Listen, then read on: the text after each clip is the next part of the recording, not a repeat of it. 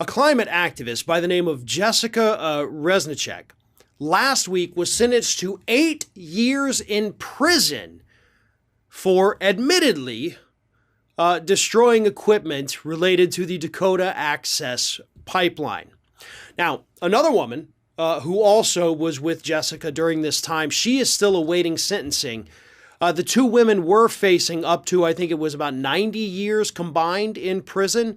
But luckily, the judge just said, no, we're only going to give you 8 years for destroying private property, but also $3.1 million in restitution that you're going to owe.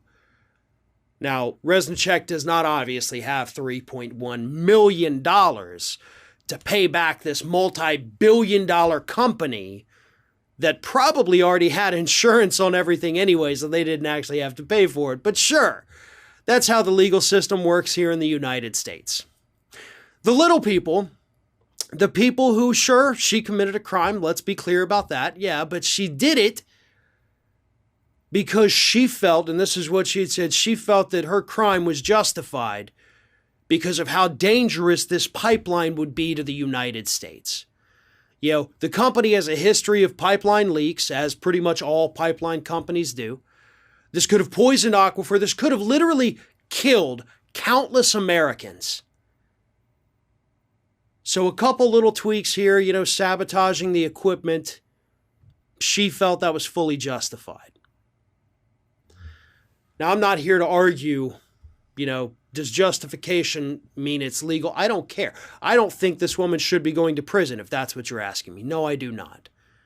You know who should be going to prison instead? The fossil fuel executives. Because what Reznicek did here, she did, admittedly, she admits this, she destroyed private property that, as I mentioned, was probably already insured. And now she also has to pay them restitution, so the company's going to make a friggin' profit off of this.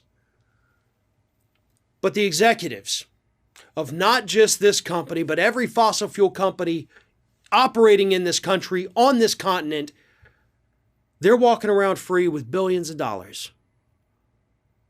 And they have been lying to us for decades about climate change. Their products, what they're doing to the planet, is the #1 driver of climate change. People are dying because of climate change. People died on this continent within the past week from climate change. And they're walking around free. Now, you tell me how that's fair. You tell me how these corporate psychopaths shouldn't be locked up for the rest of their lives, but this woman somehow, oh, she damaged a little bit of private property, 8 years in prison, $3 million in restitution she owes. Justify that to me.